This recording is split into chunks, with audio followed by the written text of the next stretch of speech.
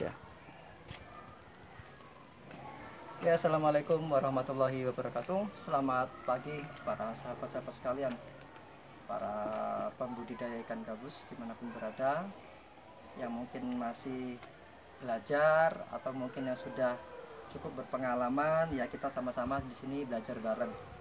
Alhamdulillah pada pagi hari ini di tanggal 16 Oktober ada sahabat kita tamu yang main ke rumah, Pak. Jauh-jauh dari mana, Pak? Dari Bengkulu. Dari Bengkulu. Ya. Tepatnya? Di Bengkulu Selatan Seginim. Di Seginim, Ya. dari Seginim, Bengkulu Selatan. Nah, dengan Pak siapa, Pak? Manadi. Pak Manadi. Dengan Pak Nadi dari Bengkulu Selatan. Memang kemarin sudah berencana mau main-main, Pak ya. Main-main, ngobrol aja sebenarnya, ngobrol, kita saling tukar pengalaman ya. Mungkin gitu, Pak ya. Nah, mungkin Pak Manadi mungkin sudah ternak ikan juga, mungkin entah gabus entah apa mungkin di sana, Pak. Sudah di ternak di ikan nila sama emas. Oh, Pak Manadi sudah bergerak di emas sama nila. Mungkin kesini ya mau ngobrol-ngobrol tentang gabus dari Bengkulu Selatan. Berapa jam, Pak? 12 jam lebih kurang. 12 jam. Nah, mungkin Pak Manadi boleh tanya-tanya mumpung udah kesini ketemu saya, apa tentang gabus mungkin yang perlu ditanyakan, boleh silakan. Pertama kita harus tanya itu ya masalah biar suaranya di dapat. pembibitan. Proses pembibitan. Proses pembibitan itu kan yang kita mau tahu. Karena kita kan kepinginnya ingin mengembangkan kalau itu bisa nanti. Kan, di Bengkulu sana, Pak ya. Benar. Cara pembibitan berarti? Iya. Oke. Mungkin Pak Manadi yang pertama yang ditanyakan cara proses pembibitan ikan gabus. Ya. Memang ya saya belum lama sih, Pak. Kurang lebih saya 2 tahun di gabus, ya kan. Ya sedikit banyaknya sudah sedikit tahu lah gitu mungkin. Kalau untuk pembibitan, memang menurut saya ikan gabus itu lumayan sulit jika dibanding ikan nila, dibanding ikan lele, sedikit lebih sulit. Kenapa? Karena gabus ini karakter ikannya dia nggak gampang dipasang-pasangkan gitu loh, Pak. Jadi kalau pasangannya itu, ya itu nggak bisa dirubah-rubah. Andai kan bisa dirubah pun proses lagi nantinya. Kalau enggak nanti dia berantem, Pak. Jadi predatornya tuh kuat banget. Nah, jadi kalau pembibitan yang pasti kita sedia indukan dulu. Ya, indukan. Mungkin begini bentar saya ambil. Nah, jadi untuk pembibitan gabus, Pak ya Manadi, dan mungkin teman-teman yang ada dimanapun berada, pertama kita sediakan indukan. Indukan itu bisa dari alam, nangkep, terus di karantina. Atau Bapak membesarkan sendiri, udah besar jadikan indukan. Nah, kalau saya itu dari alam, Pak. Itu dari alam dapat, entah sepasang tangga, banyak kadang. Itu nanti saya karantina. Di karantina itu maksudnya disesuaikan dulu dari alam liar di kolam kita. Kan dia stres dulu biasanya, dia loncat-loncat, dia ngamuk gitu kan. Di karantina di kolam-kolam kecil seperti itu. Tuh. Itu kolamnya kecil itu ukuran sekitar setengah meter kali 1 meter kurang lebih lah ya. Nah, di karantina satu-satu dulu, Pak. Satu gabus di situ, satu gabus di situ. Nanti kalau udah lama, udah sekitar 1 bulan, nanti dipancingnya kasih makan ikan lele-lele hidup biar dia mau makan dulu. Nah, selama karantina itu nanti baru setelah dia mau makan baru kita jodohkan, Pak. Kita pasangkan. Nah, pemasangan ini agak susah. Karena begitu dipasangkan kadang berantem. Nah, kalau misalnya sudah ketemu jodohnya atau mungkin Bapak dapat dari alam nih. Kok ternyata di alam itu ada anakannya. Ada anakannya kan ada induknya. Ambil aja indukannya, ditangkap dua-duanya itu udah sepasang, Pak. Itu udah otomatis. Kalau udah dapat sepasang berarti Bapak tinggal ngasih makan. Nah, makanya pastikan untuk ikan, Pak. Tujuannya agar nanti telurnya bagus. Saya makannya ikan ini. Jadi lele-lele ini, Pak, selain saya jual nanti untuk pakan. Oh, itu. Iya, kalau udah besar segini-gini. Ya, enggak pakan indukan enggak harus apa lele kan? Enggak. Anak-anak ikan nila bisa kan? Bisa, nila bisa, lele bisa, cicak bisa, katak bisa. Katak sawah yang katak hijau itu bisa. Bahkan daging ayam kadang mau dia. Pokoknya intinya kita daging lah. Tapi kalau yang bagus kayak si nila, Pak. Saya pernah coba nila. Dia bisa kasih makan nila banyak, dia nggak lama nelur. Oh, itu. Nila. Saya pernah coba nila. Nah, saya juga budidaya nila juga akhirnya, Pak, di situ, Pak. Selain saya jual, gitu. Apalagi Pak mungkin Pak? Dan terus yang kalau kita kan agak-agak susah untuk menjodohkan itu. Mm. Ya kita kan bisa di apa cara koloni dia. Oh ya benar. Nah, Koloni bisa Pak. Jadi gini, saya pernah ada 5 ekor itu nggak bisa dijodohkan. iya. Pokoknya nggak pernah cocok dengan apapun, dengan ikan manapun, dengan gabus manapun. Akhirnya apa Pak? 5 saya taruh kolam situ Pak. Tuh kolamnya. Kolamnya ini 3 kali 3. Itu agak besar. Saya masukinlah 5 di situ Pak. 5 nggak lama nelor Pak. Jadi kita nggak tahu pasangannya Ya, yang mana. nggak ada Gitu. jodohnya kan. Nggak tahu kita. Ya tahu nelor aja. Nah tapi kalau koloni nanti misalnya 5 nih ya. Iya. Yang 3 lambat mati. Oh itu. Jadi yang 2 udah sepasang ini akan melindungi anaknya, dia akan memusuhi yang lain. Gitu. Bapak boleh koloni asal kolamnya lebih luas lagi, mungkin aman. Jadi ada 10 ekor nih misalnya, masuk satu kolam. Kolam 5 kali 5 kan luas tuh. Dia nggak mungkin berantem kan? Berantemnya kan dia kabur. Bisa. Bisa koloni, Pak. Dan itu cara yang singkat jika pengen cepat bertelur.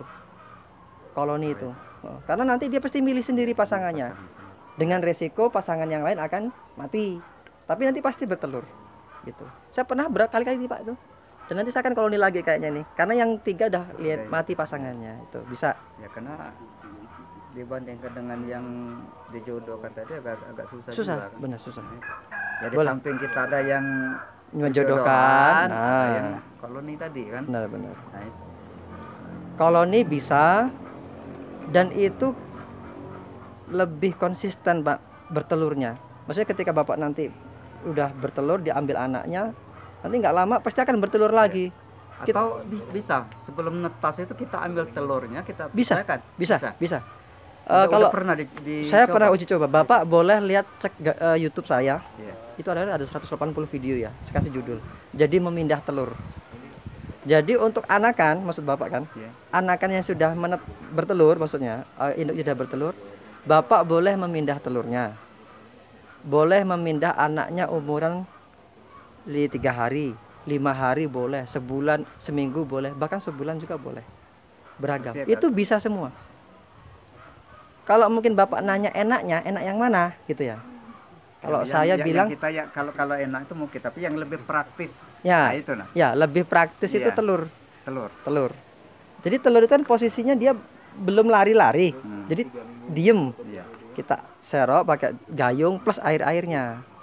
Gitu. Surat ke tempat kan. Nah, baru taruh di bak kecil aja bisa kok Pak untuk penetasan. Nanti.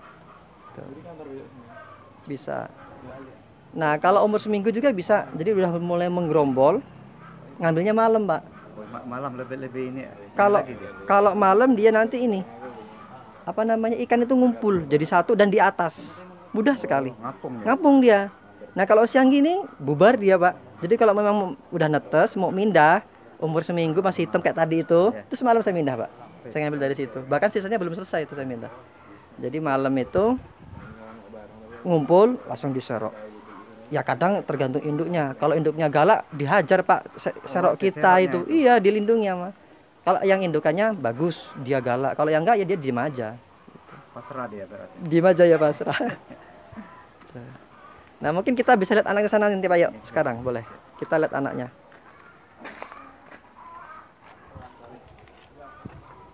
Nah ini indukan Pak. Ini indukan yang bukan koloni.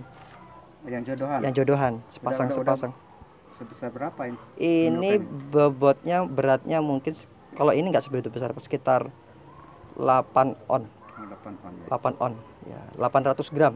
Dia itu harus imbang antara yang jantan dengan yang betina.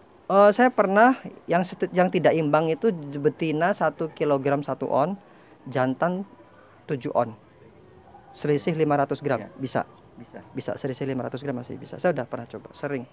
Memang kalau biasanya untuk indukan itu lebih besar yang betina. Nah, jadi selisih 500 gram masih bisa. Kita ke depan kita mau lihat anakannya. Nah ini Pak, ini anakan ikan gabus kita yang hasil budidaya sendiri memang bertelur. Ini kurang lebih umur sekitar setengah bulan ini Pak, 2 mingguan. 2 minggu 15 hari hingga 18 harian lah ini.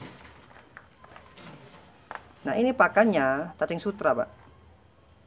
Bapak mungkin pernah lihat cacing sutra? Tahu atau Ya, bagaimana? tahu. Tahu kan ya? Hmm. Itu cacing sutra. Di bawah itu ada yang merah-merah kecil, itu cacing sutra. Untuk pengganti cacing sutra Mas? Nah untuk Ada. pengganti cacing sutra sejauh ini kami nggak menyarankan. Maksudnya dalam artian ada, tapi kayak telur itu menurut saya sih itu nggak Kalau bagus. airnya lebih cepat. Nggak bagus. Maksudnya Dapnia itulah ya, berarti ya. dapnya itu yang kecil-kecil itu ya. Dapnia. Ini butuh air kayak. Nah ini oh ya mas sama kutu air. Nah Hmm. ini adalah anakan yang baru saya pindah semalam ini Pak. Ada proses budidaya kutu air Mas ini. Nah kutu airnya saya nggak ada lahan dan agak susah. Nah untuk kutu air tadi ini saya ngambil dari tempat orang. Hmm. Nah, ini kurang lebih umurnya 5 hari Umur 5 hari. setelah bertelur. Dari 5 hingga 7 hari, 5 hari lah kalau ini mah kurang lebihnya. Nah ini saya kasih makan kutu air. Atau bahasa ilmiah tidak apa Mas? Dapnia. Dapnia ya. Umur 5 hari sampai berapa Mas dikasih dapnia ini? Dapnia ini kalau dikasih dapnia Mas, 5 hari nanti 7 hari udah besar dia. Oh, Udah maksudnya 5 udah hari sampai 7 hari 7 itu ya? hingga 10 hari. 10 hari pemberian dapnia itu loh, Bang. Enggak, paling dapnia cuma 3 hari. Oh, 3 hari. Nah, ini kan sekitar 5 hari. Mm-mm. Dikasih dapnia 3 hari, berarti udah 7 hari hingga 10 hari misalnya ya. Nanti udah langsung lanjut kutu air ini cacing sutra ini. Nih, dia udah tertelan nanti ini. Nih. Sebenarnya langsung ke sini ke ke cacing sutra itu bisa. Tapi nggak maksimal. Hmm. Jadi karena dia masih besar tuh kan. Besar cacingnya sama ikannya. Ah. Jadi memang yang paling ideal Pak kalau untuk pembibitan ya, kuncinya memang harus punya kutu air. Hmm. Kalau kutu air ini nanti umur 4 hari setelah menetas, 4 hingga 5 hari kasih dapnia, 3 hari aja full, nanti udah langsung loncat ke sini udah bagus. Hmm. Udah bagus hasilnya. Untuk cacing sutranya berarti selama 2 minggu itu ya? Cacing sutra saya pernah hasil maksimal tercepat itu 21 hari. 21 hari. Nah, 21 hari sebesar itu dikit lah, Pak. Nah, ini baru nah benar ini mumpung ada contohnya kebetulan ini. Nah, setelah ini kan sekitar 15 hingga 18 hari. Setelah 21 hari kita sudah baru makan pelet. Baru dilatihnya di situ. Umur 21 hari biasanya berapa senti Mas? Sebesar ini lebih dikit, Pas. Berarti 23 ya? Ya. Ya, dua lah, 2 senti lah kurang lebih.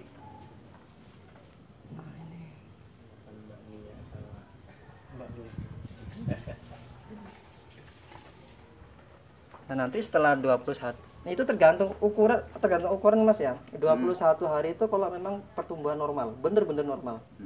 Kalau misal sampai nanti telat pakannya, telat cacing atau Ya, telat bisa. kutu air, bisa Bisa lebih lebih, dari bisa 21 lebih hari, 21 hari, gitu loh. ya. Bisa sampai 25 gitu loh. 21 hari itu pernah saya coba itu yang memang benar tersuplai dengan bagus dan memang maksimal, bibitnya bagus banget. Tuh, 21 hari baru dipakai pelet. Ini paling ini kan sekitar 18-an hari. Ini 2 hari lagi atau bisa keluar udah saya kasih pelet. SP ya? PF 500 kalau saya. PF 500 langsung ya? Langsung kalau saya. Oh, iya. PF 500 nanti dia Udah pertama. tetelan berarti deh. Udah, sudah. Nih, yang besar mana yang besar ya?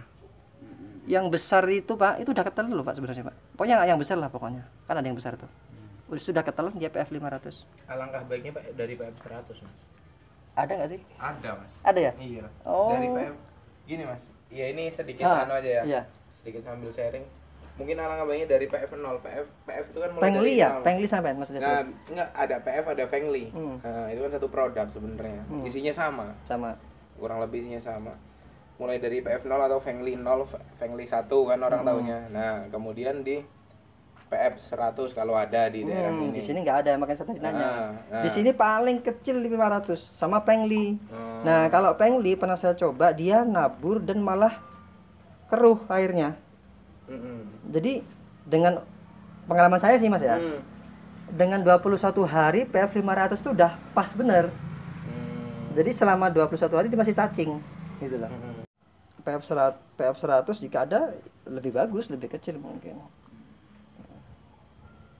Ramai yang tahu. Ada apa enggak? Memang. Kalau di Lampung, setahu saya di sini paling kecil 500. baru Iya. Pengli atau apa itu satu lagi itu yang kecil lagi itu apa namanya saya lupa. PSP. PSP sama Fengli 0 sama. Inilah prosesnya seperti itu. Nah untuk ikan kecil kayak gini, kolam-kolam kecil nggak masalah pak. Ini kan kecil banget. Bahkan penetasan taruh di bak hitam aja saya pernah aman. Aman Mas ya. kok. Bak Bak yang bak besar, yang oh ya, hitam besar. yang buat mandi biasa itu. Nah ini udah ideal kolam segini. Nah semakin ngumpul dia nanti kan makannya fokus. Jadi kalau saran saya kalau emang masih kecil jangan kolam besar, dia bubar nanti ikan itu. Saya pernah 30.000 ikan itu, saya kasih kolam besar yang gede tadi, air penuh, nggak jadi. Nggak jadinya apa, kanibal dia. Yang gede-gede, yang kecil-kecil, akhirnya yang gede makan yang kecil, habis. Jadi memang bagusnya kayak gini memang. Untuk pembibitan. Berapa induk ini mas? Ini sepasang, tapi Sepasang. ini termasuk banyak yang mati kemarin pak. Oh banyak mati. Ini sekitar, ini sepertiganya ini, atau Sepertiga. seperempatnya ini malah. Empat ya malah. 4 kali lipat, kalau memang full, normal. Mm-mm. Nah ini satu Bisa induk, banyak juga. itu pun belum kelar ini, masih ada setengah lagi di sana yang belum keangkut. Satu pasang ini. Satu pasang, Banyak ya. banyak. Yang saya bilang tadi kalau 1 kilogram bisa nyampe 8.000 tadi. 1 kilogram up ya, 1,2. Jadi sini.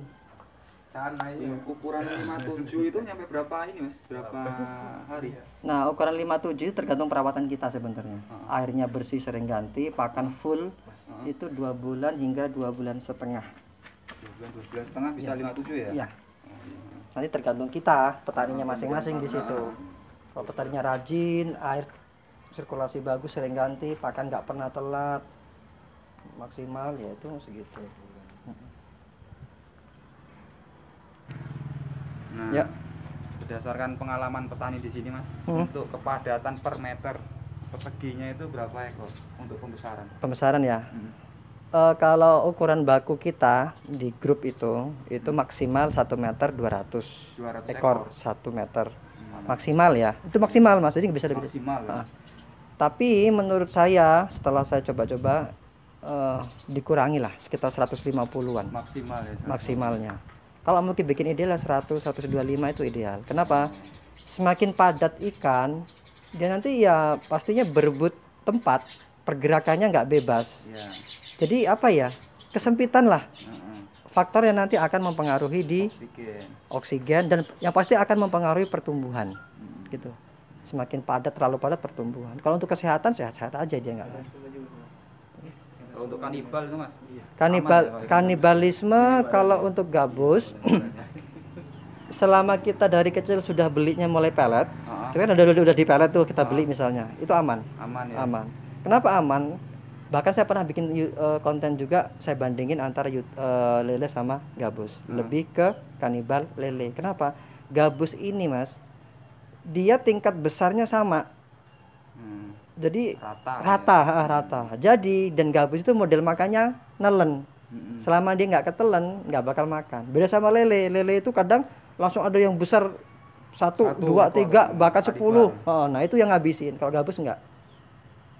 Nah untuk FCR mas nih, untuk daerah Lampung sini sampai berapa mas FCR gabus ini? Harga ya. FCR perbandingan pakan sama daging tuh? Nah kalau itu saya belum tahu. Belum tahu ya? Jujur saya belum pernah ngitung mas. Mm-mm. Karena waktu itu saya pernah besarin, tapi pakannya itu saya campur. Jadi saya beli pakan buat makan nila, buat makan gurame. Jadi nggak menghitung, Iya. nggak bisa menghitung. Dan memang saya belum pernah benar-benar menghitung, itu belum pernah. Mm-mm. Kalau cerita dari petani udah pernah dengar? Belum juga saya. Oke, baiklah para sahabat-sahabat sekalian petani ikan gabus dimanapun berada. Tadi sudah cukup sedikit ngobrol-ngobrolnya tentang cara budidaya khususnya di kebunian Pak ya. Ya, mungkin ada yang disampaikan Pak sebagai penutup. Kami dari rombongan dari Bengkulu yang mengucapkan terima kasih. Mudah-mudahan dengan adanya pertemuan ini kita bisa berlanjut ke depan dan sama-sama bermanfaat. Ya benar ya. Terima kasih Pak udah jauh-jauh dari Bengkulu ya, walaupun cuma kayak gini aja kita ngobrol. Ya mudah-mudahan ada manfaatnya bagi saya dan bagi Bapak juga. Nanti bisa apa ya? Bisa coba ngembangin gabus di sana dan tetap silaturahmi ngobrol-ngobrol supaya bisa sama-sama sukses lah di sana. Terima kasih Pak ya. Ini rombongannya boleh Disponsori oleh STP.